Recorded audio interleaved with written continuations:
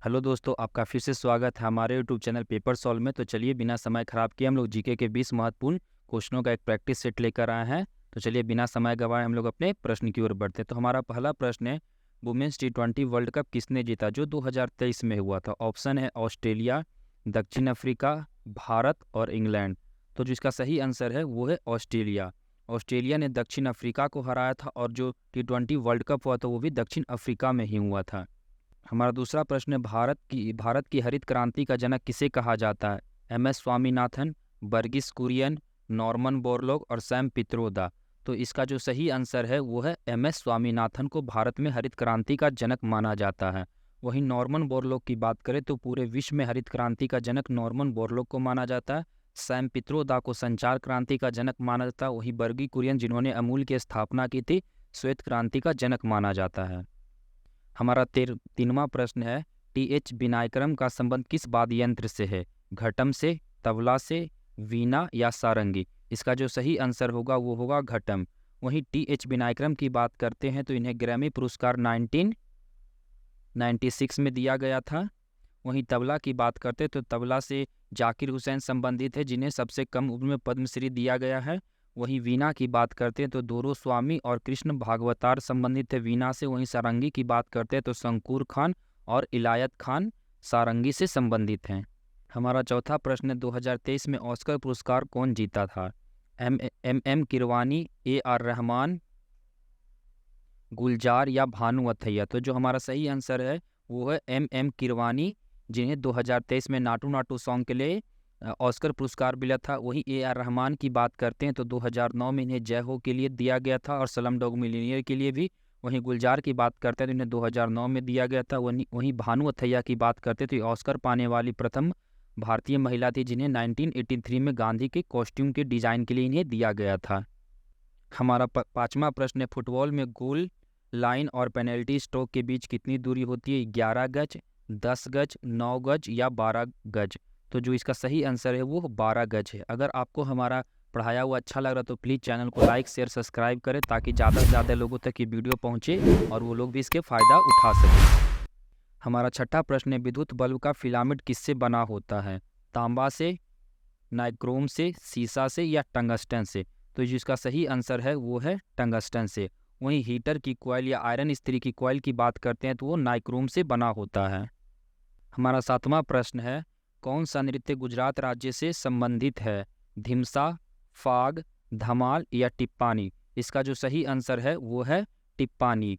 वहीं फाग और धमाल की बात करते हैं तो ये फाग और धमाल की बात करते हैं तो ये हरियाणा से संबंधित नृत्य हैं। वहीं धिमसा की बात करते हैं तो ये आंध्र प्रदेश से संबंधित नृत्य है। हमारा आठवां प्रश्न है, कौन सा अभ्यारण्य जंगली गधों के लिए प्रसिद्ध है? सुंदरवन, लद्दाख, स्प्री घाटी, कच्छ का रण। पता है फ्रेंड्स कि सुंदरवन है जो बंगाल टाइगर के लिए प्रसिद्ध है और लद्दाख में स्प्री घाटी है हिमाचल प्रदेश में है। वहीं जो इसका सही आंसर है वो कच्छ का रण यानी गुजरात में जो कच्छ का रण है वो जंगली गधों के लिए प्रसिद्ध है।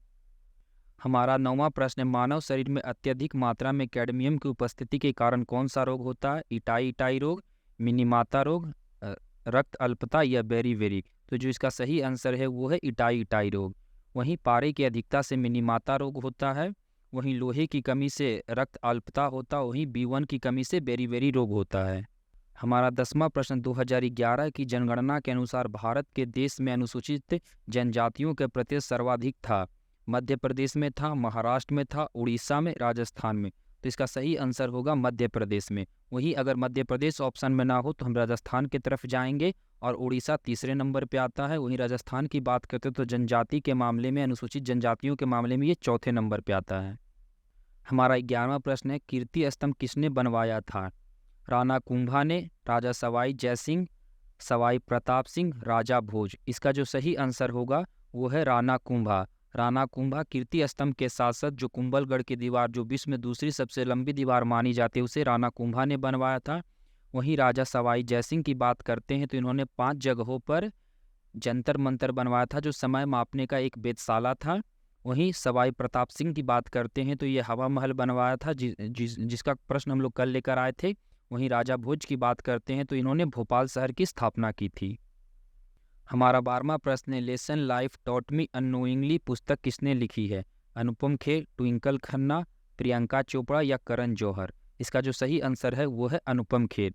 वहीं ट्विंकल खन्ना की बात करते हैं तो ट्विंकल खन्ना ने मिसेस फनीएस्ट बॉन्ड लिखा है। वहीं प्रियंका चोपड़ा की बात करते हैं तो अनफिनिश्ड मेमोरी लिखा है। वहीं करण जौहर की बात करते हैं तो अनसूटेबल बॉय लिखा। वहीं सूटेबल बॉय की बात करते हैं तो विक्रम सेठ ने लिखा है।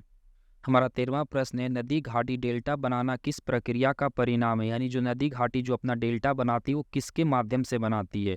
क्षरण के माध्यम से, निश्चलन के माध्यम से, बाष्पीकरण के माध्यम से, अवसादन के माध्यम से? देखिए फ्रेंड्स, जो बाष्पीकरण होता है वो पानी भाप बनकर ऊपर उठता है। अवसादन यानी मिट्टी का कटाव या पहाड़ों का टूटना कहलाता है। तो इसका जो सही आंसर होगा वो होगा निश्चलन। मिट्टी जो नदियाँ होती है वो अलग अलग जगह से मिट्टी काट कर एक जगह लाकर इकट्ठा करती है जिससे डेल्टा का निर्माण होता है। हमारा 14वां प्रश्न है, निम्नलिखित में से जल निकायों में से किसकी लवणता सर्वाधिक होती है? इसमें पूछा गया जो चारों ऑप्शनों में जल की सबसे अधिक लवणता किसमें होता है? लेक वन में, मृत सागर में, लाल सागर में या बृहत लवण झील में? तो बृहत लवण झील में 220% लवणता पाई जाती है। वहीं मृत सागर में बात करते हैं तो 238% पाई जाती है। वहीं लेक वॉन की बात करते हैं तो इसमें 330% लवणता पाई जाती है। तो हमारे प्रश्न के अनुसार जो इसका सही आंसर होगा वो होगा लेक वन। हमारा 15वां प्रश्न है, समानता के अधिकार के अंतर्गत कितने अनुच्छेद आते हैं? 2, 3, 5 या 4? तो इसका जो सही आंसर होगा वो होगा 5, जो 14 से लेकर 18 तक आते हैं। तो इसी के सॉरी फ्रेंड्स, 14 से लेकर 19 तक आते हैं, ये समानता के अधिकार के अंतर्गत आते हैं। हमारा 16वां प्रश्न, निम्नलिखित में से कौन सा नृत्य श्रीलंका का एक पारंपरिक नृत्य है? कैडियन नृत्य, मयूर नाच, लोयन डांस या बजीरी? इसका जो सही आंसर होगा वो होगा कैंडिलियन नृत्य। वहीं लायन डांस की बात करते हैं तो जो लायन डांस होता है और ड्रैगन डांस ये चीन में होता है। वहीं बजीरी की बात करते हैं तो यह पाकिस्तान में होता है। वहीं मयूर नाच की बात करते हैं तो ये हमारे पड़ोसी देश नेपाल में होता है। आजकल जो एसएससी है फ्रेंड्स वो हमारे पड़ोसी देशों से भी क्वेश्चन पूछती है, तो इसलिए ये बहुत महत्वपूर्ण क्वेश्चन है। हमारा 7वां प्रश्न है, बौद्ध के पूजा स्थलों को क्या कहते हैं? यानी बौद्ध जिस जगह पूजा करते हैं उनके स्थलों को क्या कहा जाता है?